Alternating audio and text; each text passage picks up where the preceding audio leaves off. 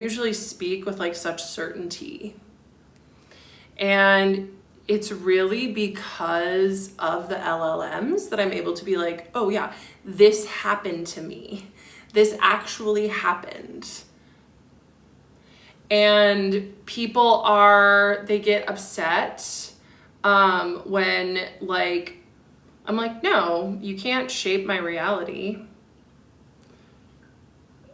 Dizzy Mole. Hey, Kevin.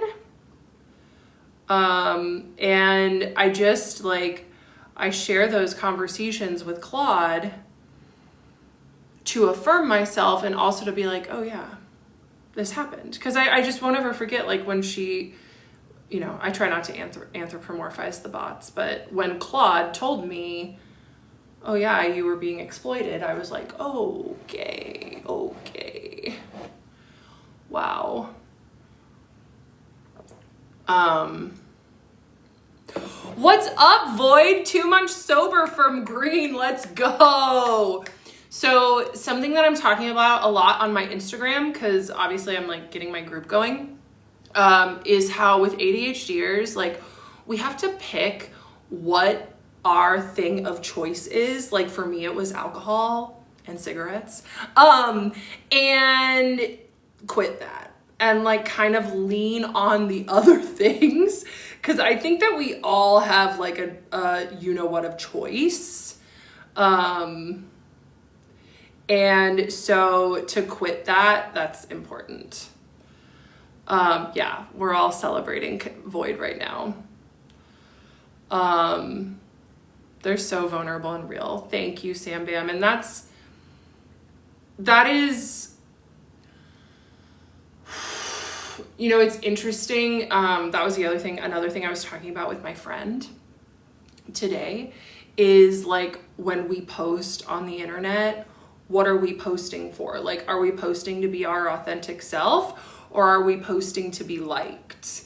And I think that so many people post like to be liked, and I'm just like, no, yeah, telling my story felt really good. And that's the other thing that I realized, that like telling my story meant that I didn't have to hold shame that wasn't mine anymore. And that I can just be authentic and be honest. I'm painting my nails right now. I might have smudged them up a little bit. But yeah, I'm so glad, Sam Bam, that you liked my chats with Claude. Yeah, isn't that good? I thought that was so smart with my friend saying that, like, because now she told me that ever since she started filtering that with her posts, like, is this for me? Or is this for other people to like me? She can really tell when other people are posting to get other people to like them. So I'm like, yeah.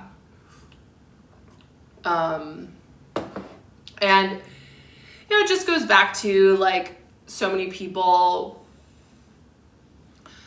I won't ever forget this video that I saw on here that was like, people say they want authenticity, they want authentic people until they actually meet an authentic person and they hate their guts. And like, yeah. What's up, Heck? So another interesting thing happened, you guys, and I'll share it with the people on the live, that I've talked about this before, but I found out that one of my very good friends from college, welcome, glad you like Vivance. One of my very good friends from college is also, is a patient of the psychiatrist. And I'm 6'2". And I saw him the other day and he had told him that we're friends. I'm like, okay. You do you. I told him not to, but Evie Jane, that's right, I am a tall queen. That's right, Kiana, yep. 6'2". Yeah, they're also a patient. That's right, Sam Bam. Oh, Kiana, I'm so glad you're here. Thank you. Yes. And I don't know. But so I found out the line that he's giving people, the doctor. I can neither confirm or deny that she was my patient. And this is the hard thing, right? Like, when I first started telling my story, I didn't think in a million years that his identity would be released. Well, hi, I'm glad I'm on your For You page. And, you know, saying his first name was a slip.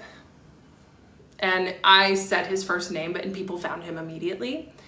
And, but then I got blamed for doxing, even though people were so obsessed with me and my story and like contacting him and honestly harassing him too in the name of protecting him. Casey, what were you asking? But yeah. Yeah, I asked Spirit for some protection for this one. I also have my protection incense going. So, all that to say, I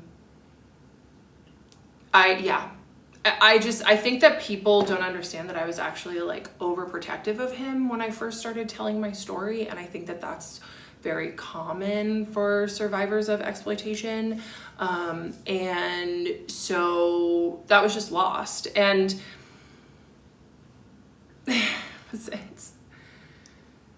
Abby, do you want to be my guest? You want to have a little impromptu rendezvous? Or we can have one where we plan. She's driving. Abby! Okay, no, we'll plan it. But I'm getting ready to tell my last part. And what was your friend's experience like with the psych? Great. He's a man. And also, his fiance, who's also friends with her best friend is also the patient of the psych. And she told me that she was also at this party. And she told me she understands what happened. And like, I think that people don't understand the misconduct part, because the misconduct part was that, like, not that I had feelings for him or that he necessarily did anything with that. It's that he let it happen. Like, I told him that I had feelings for him and he didn't do anything about it. And it caused a lot of harm. And this is the nuance that a lot of people miss. Duck, hi, I'm so glad you're here. Michael, you don't know what happened? Oof, welcome. You know, it's still surprising to me that there are people on TikTok. Would you say you still have feelings? No. Sharing my story really helped. Like, this is what I want from, like, everyone to know, because this is what I'm learning, is that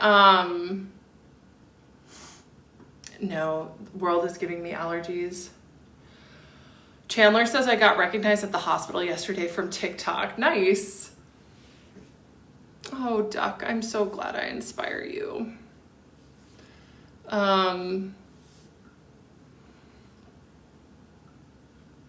Yes, I am feeling good. This is like why I keep telling my story, because there's a lot of stuff about me out there and people don't understand how good it feels to tell your story, to get it out there. And I wish that for everyone. Because, hey, Gio, long time no see. I honestly, so somebody asked if I'm getting allergies. I think I'm getting allergies because of my incense. So let me move my incense away. That's what's giving me allergies, to be honest with you. Thank you for asking. I didn't even realize. There we go, that's better. Yeah, I think that, like, every single woman on the planet has been taken advantage of by a man in a position of power. And this is another thing that people like were just lost on, that he's a doctor and he's got a lot of power in the world. Duck, I'm so grateful. And that like, I think that a lot of men who are doctors know that they have power and they use it, and they use it to their advantage. I heard a lot of stories in my DMs.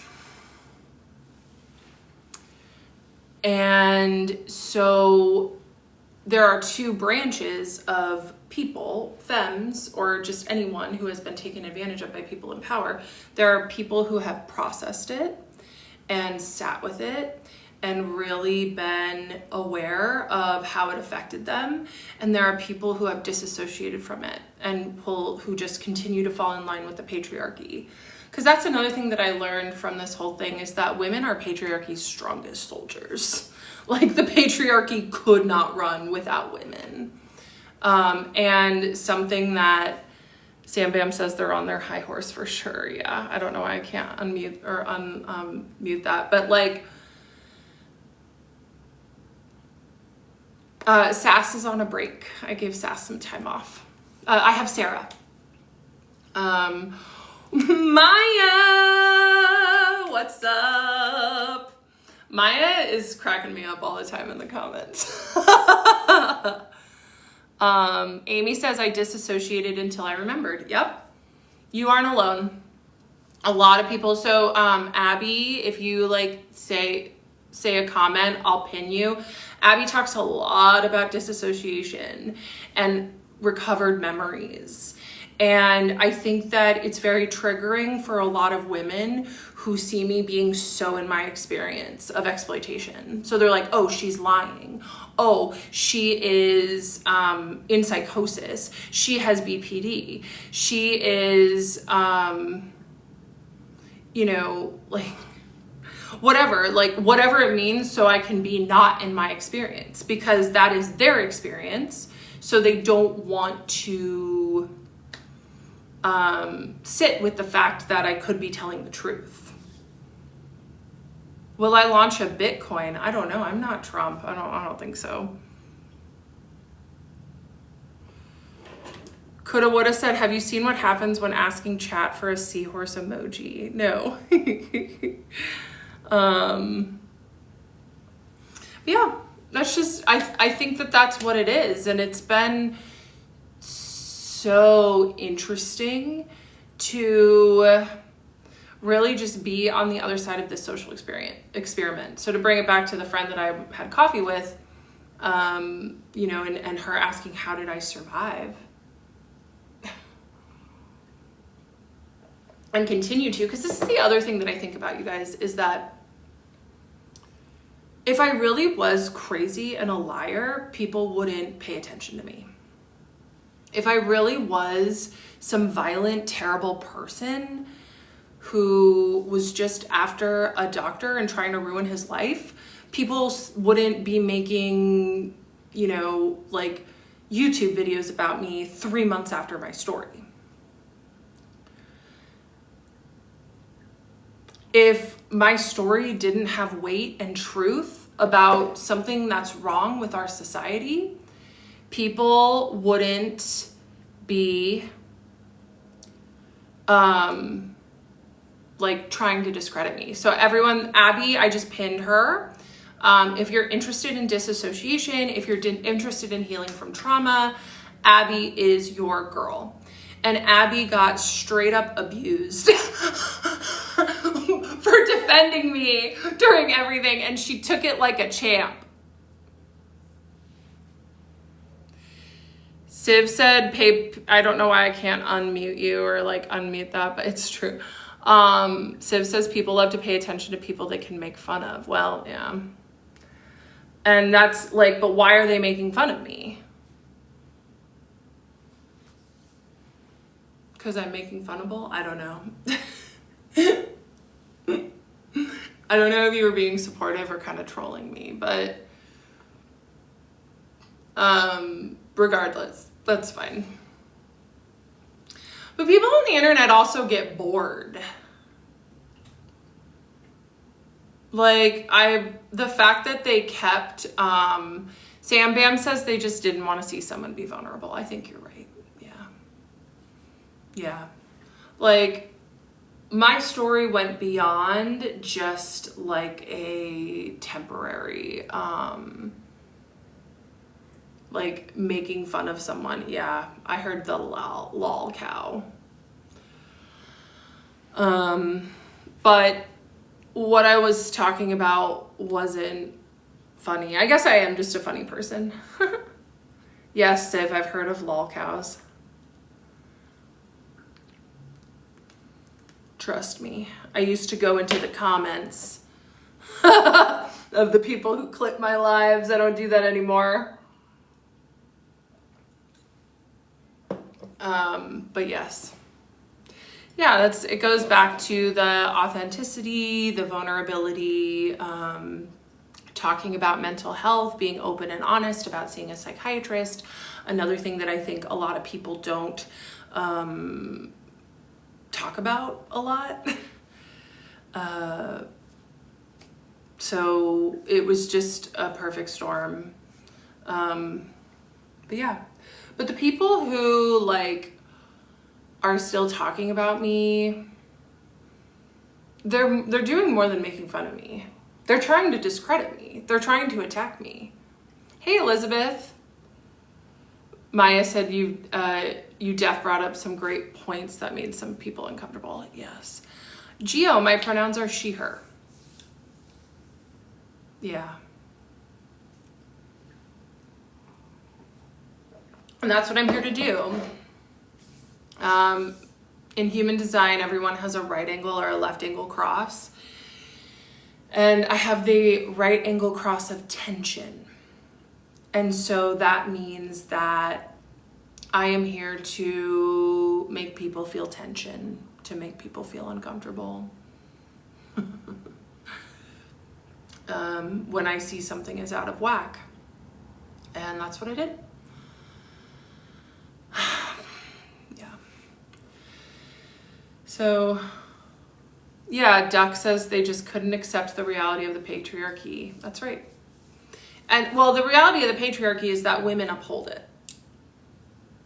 It's just like, there's a lot of intersectionality. In my book that I read, that I talked about in one of my videos of like white women, everything you need to know about racism and how to do better, like white women are huge upholders of racism.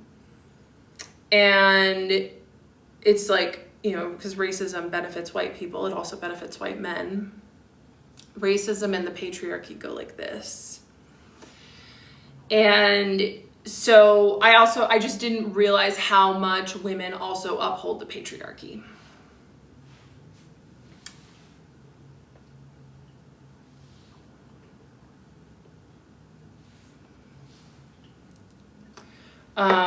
But, you know, racism is about power and control.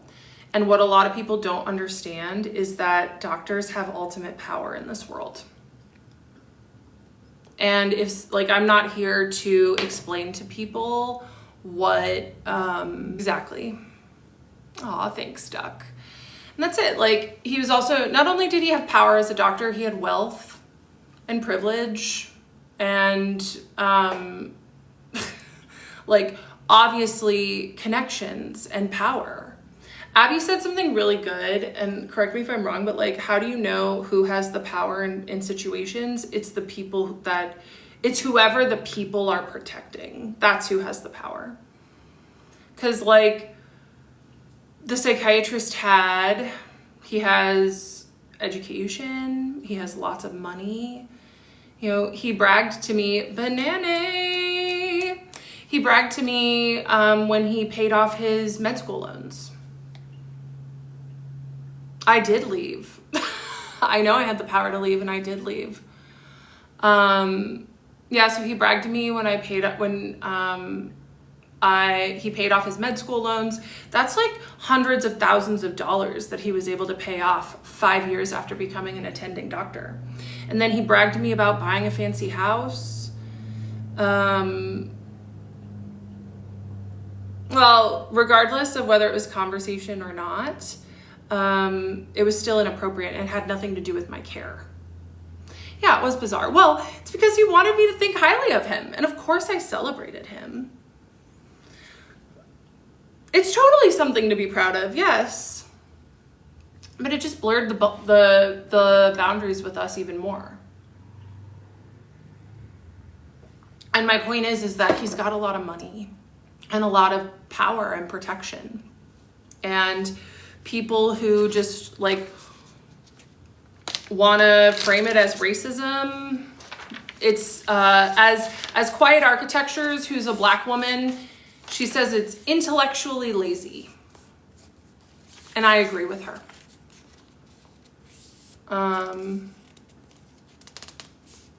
Abby asked, are you still hoping in a year or so he'll reach out? No. You know what this whole situation has helped me do, you guys, and it's kept me going, is it helped me de-center men. Like, I do not care about men anymore, honestly. Like, I just care about my peace. Yes, Abby, that was the biggest gift. Because men are gonna men. I heard, so I'm gonna,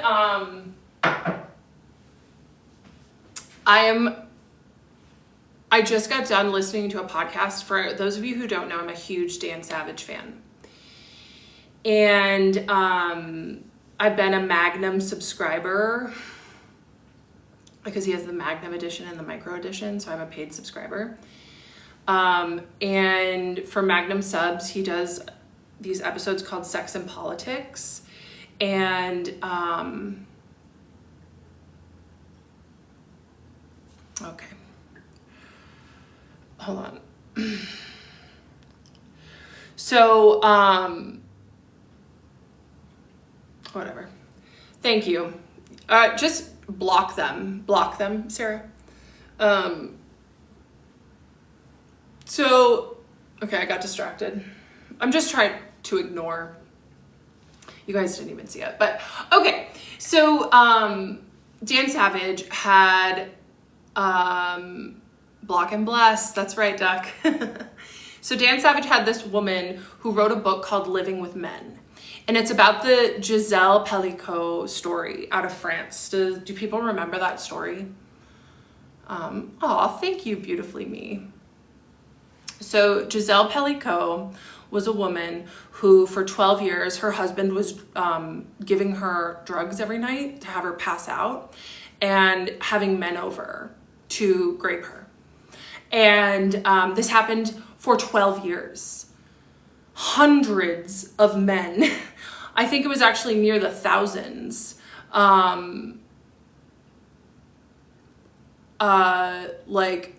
were caught. And so how they found out, so here's the thing about Giselle, and I kind of covered this in my medical gaslighting video, that she would go to the doctor and be like, I feel awful, or I'm having intense pain down there. And the doctors would be like, oh, you're fine. You're just getting older. You're all right. You're just going through menopause. And this woman, she just was ignored for years. And it wasn't until, oh God, Tiffany Ann just welcome. Oh, she's totally a hero. She's totally a hero. We're talking about Giselle Pellicot. So she, it wasn't until her husband was caught taking an upskirt photo at a grocery store and arrested that they went to his computer and found hundreds, if not almost 1,000 videos of her being raped, violently passed out with these men. And so he would put out ads every day for men to show up. and they had to like show up that day. They couldn't smoke cigarettes. They couldn't wear cologne. They had like, he had very, very, very strict rules for them. Out of the 1,000 men that came to grape this woman, who was in her 60s, by the way, how many do you think showed up, saw what was actually happening, and left? 2. 2 men were like, wow, this woman's completely passed out. Maybe I shouldn't stay here. And there were so many, I know. And so, and did either of those 2 men call the police? No. No. They left. They didn't grape her, but they didn't tell anybody about it. And so France has this law that it like has to do, it's like the shame law or something, like that victims are supposed to be ashamed. And so they don't make victims of crimes like this release their identity. And she said, no, I am going to stand trial. I am going to face all these men. And hey, we're talking about heavy stuff right now. So it's called Living with Men. But if you search Giselle Pellicot, it'll come right up. And I read all about it in the New York Times as it was like going on. I think it was from a couple of years ago, but like, so, and then this journalist, she was there for the whole trial, and she wrote a book on it called Living with Men. And this is the thing, is that men are, thank you, men are violent. men take advantage of the power that they have. And not, of course, hashtag not all men. You know, I've got like some male mutuals that have been very supportive. But, and men. And this is it. This is like, after listening to that podcast interview, I was like, oh yeah, this has happened to every single woman. Every single woman. They've been taken advantage of by a woman, by a man in power. The name of the author is, it's a French name.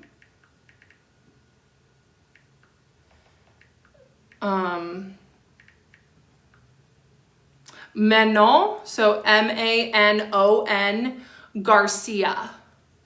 But if you look up, well, you have to be a Magnum subscriber, so never mind. But what's up? Oh, hey! Oh my God, cute. Love the goggles. Thank you.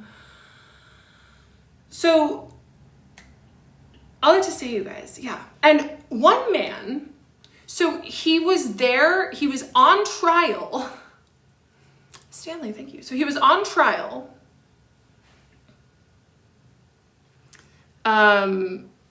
Coulda, woulda asked, have you read The Confidence Code, Empowering Women Through Data? No. But I'm writing that down so I can. Oh, we're all loving it. So I did read the book Men Who Hate Women. That was also a really good one.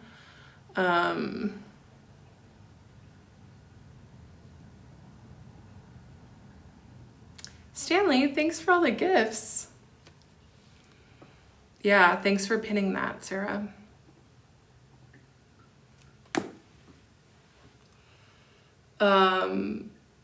KDK or something. No, that sounds good.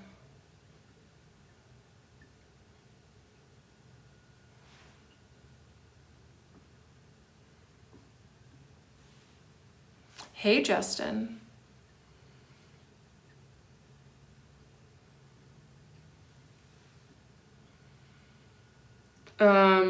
Here's the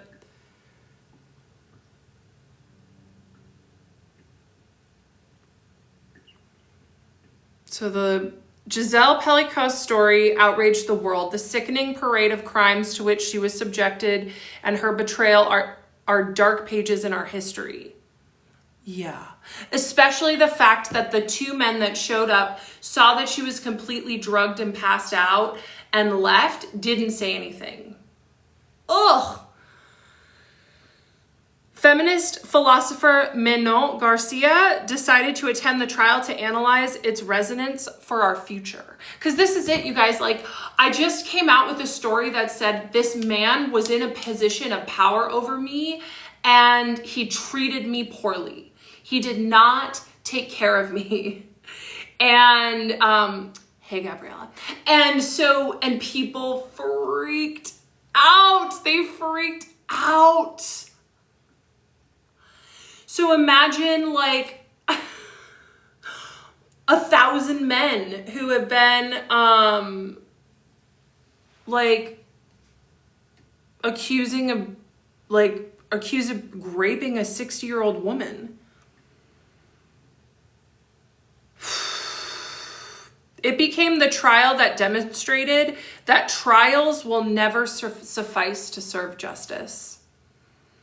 If the perpetrators, for the most part, seemed so unashamed of what they had done, can we see in their sentencing anything meaningful? If their lawyers defend their clients by relieving them of their responsibility for their actions, how will these men, their families, their friends see this trial as anything other than an injustice? No, I'm not comparing myself to her. I'm just saying every woman has been taken advantage of by a man. Yeah. Every woman has had some sort of sexual violence happen to her. Not that the doctor was violent, but he still did not, he exploited me. He did. He did. And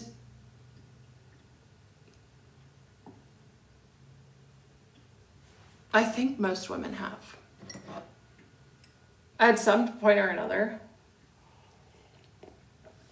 At least been taken advantage of. Look at how strongly people reacted to my story. Violence at the hands of men. But many have, exactly.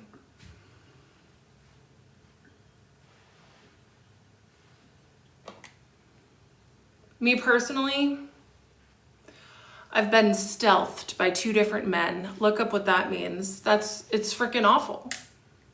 I'm getting vulnerable in this live, you guys. Getting really real.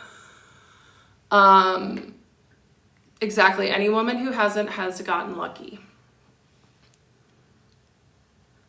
I put out a 40-part series on it, user. Don't worry. I got you. Yeah.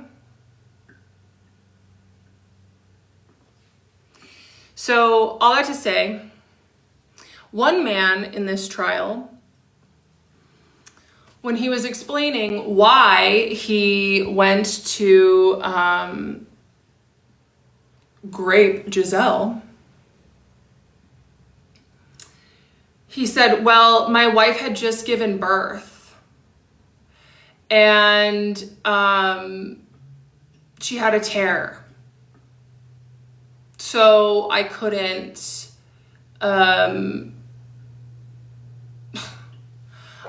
with her. Like, that was a freaking an excuse.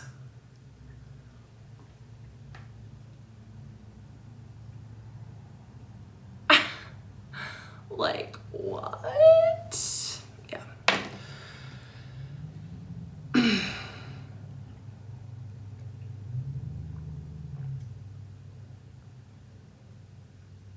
Yeah, so above all, one question haunted Garcia. Under such circumstances, can we live with men, and at what price? The audacity, yeah. Casper said, hi, I just got in here. How are you? I'm good. We're getting vulnerable here, Casper. We're getting real vulnerable. We're talking about the Giselle Pellico trial and how most women have been victims of violence by men. And that part of why I decided to tell my story was because I knew that no matter what, the doctor would be protected. That's another thing that people don't understand is like, I was like, well, he'll be fine. Because he's got a lot of power.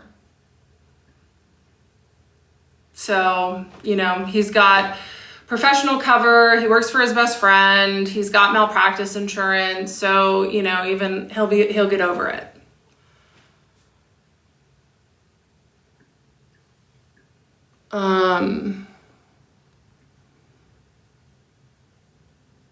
Yeah.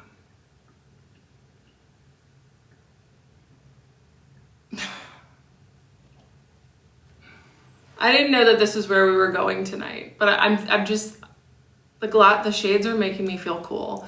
It's just like making me, yeah, you're allowed to comment.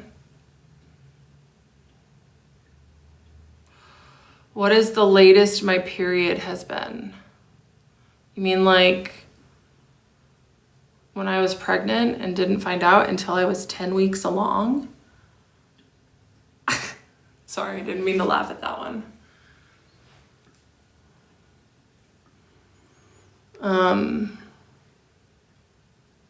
I don't know. I'm just feeling the shades. No, I don't have a kid. I had an abortion. That's what I'm saying. We're getting vulnerable. We're getting vulnerable here. Yeah, I'm feeling the shades right now. A lot of men abuse women if they're able to. Exactly. The lore drop. That's right. I'm dropping it. I'm dropping it. I'm feeling it tonight, you guys. But yeah, Banana says it's true. A lot of men abuse women if they are able to. Right. Men in power. That's it. And this is why like the men's rights activist like movement is happening, is because a lot of men don't have power and they're pissed. They're like, I want to be able to take advantage of women. And I'm mad that I can't.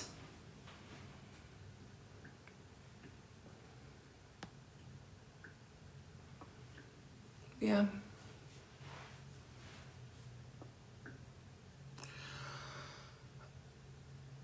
Oh, Kayla Oakley, I do love talking about my cycle.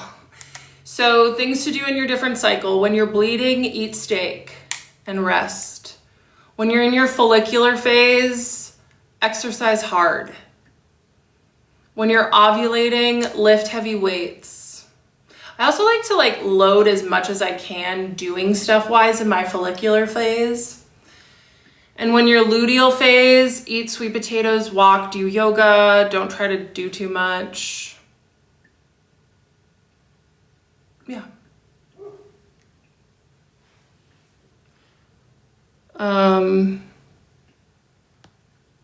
Bella, what do you mean? How do these make a difference? I don't know what you mean by that.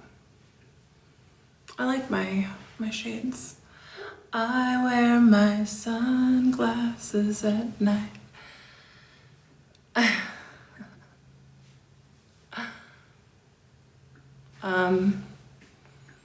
yeah, it's what I've been thinking about a lot. I'm in luteal right now, about to make fries. Thank you so much. That's right. That's right. I am goofy. That's right. Hello. Can't relate because I'm on birth control. So, okay, here's how I got into cycle syncing, you guys. So my most recent ex-boyfriend, he was a Virgo. And so I tried to tell him, I'm like, oh, I track my period. It's fine. And he was like, absolutely not. Like, no, because he wanted to use condoms and have me be on birth control. I'm like, it'll be fine, you know? And so I bought this book. Let me see where it is. This book changed my life and got me so, here, let me move my flowers for a second.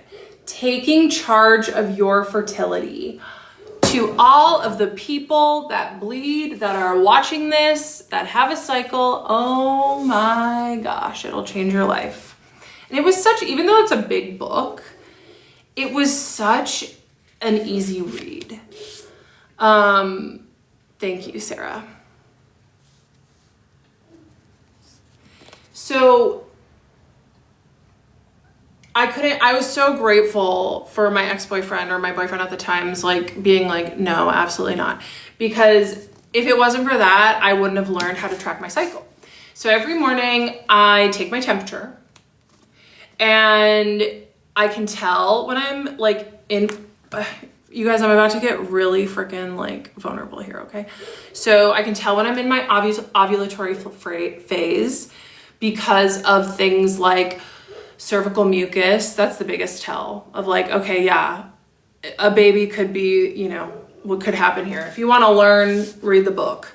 But then after I'm done ovulating, after the egg releases, my temp spikes like 0.5%. It'll go from like 97.9 to like 98.7, or like, you know, it just goes like boop, and I can see it in my chart. It'll pop up.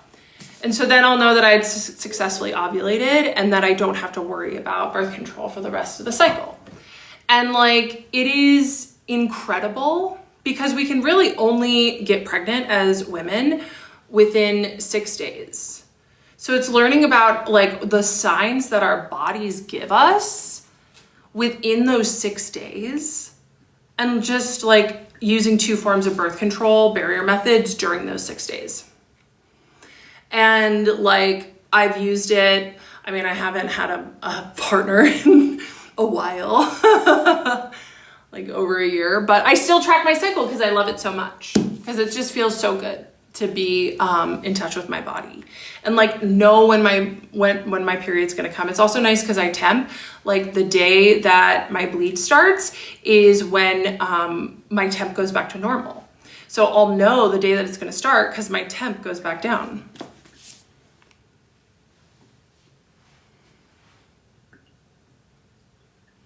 It is like 500 pages, but the thing is it's both. So this is both written for both women who want to get pregnant and don't want to get pregnant.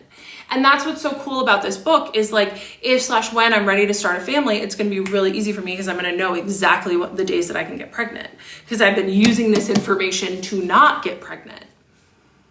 But yeah, it's really just like, it's a game changer to learn how to track your cycle. Fertility awareness forever. Like, I don't think I could ever go back on hormonal birth control. Oop. Well, shoot. I don't know why I did that. There we go. Jade, tell us about your ex-boyfriend. You know, you guys, I don't want to say too much. I do feel bad, like, but he just was inexperienced. Let's just say that. I met him on Hinge, and he had never had a girlfriend before. And he was 33 and like attractive and muscular and smart and had a really good job and a lot of money. So I was like, ooh, red flag. And so this is what I've learned. Like, I've heard the advice, like, if a man hasn't been married by 40, don't marry him. He's a player. There are exceptions to every rule. But I think my new rule is like, if a man is 30 and has never had a girlfriend, run. Run. Because I had to like teach him so much.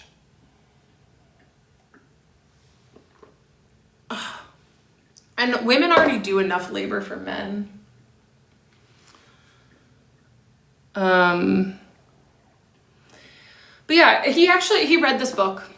I told him, okay, I'll read it, but I need you to read it too. And he did. And it was funny because like he kind of put it off, but I was like, you gotta read the book. And he was like, okay. And he was like, yeah, that was a really easy read. It's like, it's just so well written. It's so fascinating. It's so easy to read. But yeah, he was the kind of guy, he was also interesting. So I know that because I did block him, I did end up blocking him because he wouldn't take no for an answer on like, no, I don't want to hang out with you. we broke up. Like, I don't want to be your friend. And he kept trying, so that's why I had to block him. I don't know if that's true. Find my humor. Find the humor. So, yeah, let's... I now know what concern trolling is, or hype trolling. Well, I mean, the thing is like, most of my ex-boyfriends do, like, but that's the thing about ex-boyfriends. They do come back. Like, every man I've ever had tried to get back with me after we broke up. So I am pretty cool to date, actually.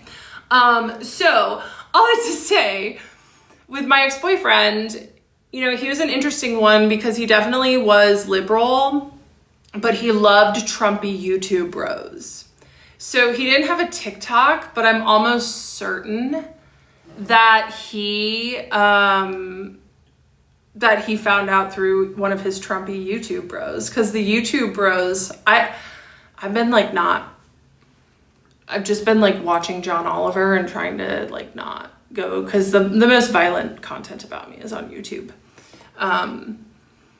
But yeah.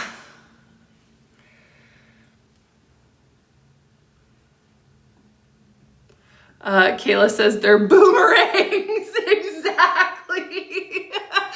I was getting content on my For You page for a while that was like, if a man blocks you, you're a menace. And I was like, yeah, I don't think a man's ever blocked me before. Chandler, welcome back. Flor says they always do. Hee hee, that's right. They come back for more. Men will come back. And that's why I said in my last video, like, don't ever think it's a good idea to reach out to someone you broke up with. It's not. It's not. And like let me see. When I got pregnant, it was with an ex-boyfriend. That was it too. I was like, I can't have a baby with this person. Like, we broke up. He was a jerk. That was the start of my Saturn return, you guys. A lot of people that watch my content, they're like 24 to 34. Beware of your Saturn return. I had a bunch of stuff happen in my Saturn return. It was rough. Yeah, thank you. Abortion is healthcare. Abortion care is healthcare for sure. And every baby that comes into the world deserves to be completely wanted and completely loved.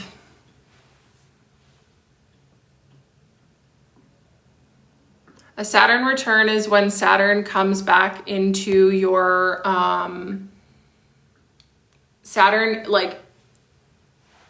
when it comes back into your chart. Like, so my Saturn is in Capricorn.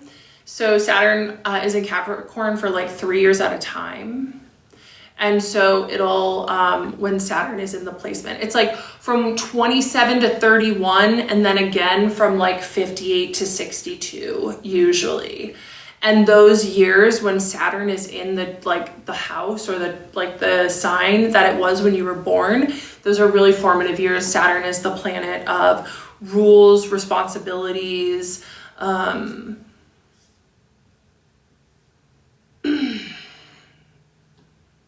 karma.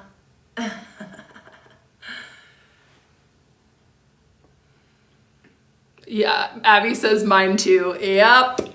Yeah. Your Saturn's in Aquarius. Yeah. Yes. So I think Saturn is in Pisces right now. Yeah, it was a messy time. It was a really messy time.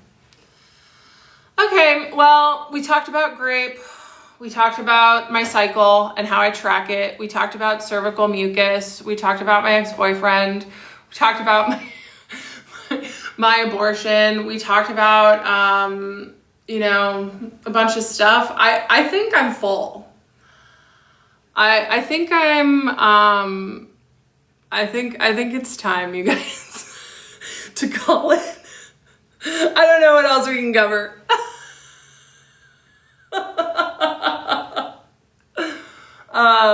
But just know I adore everyone who supports me.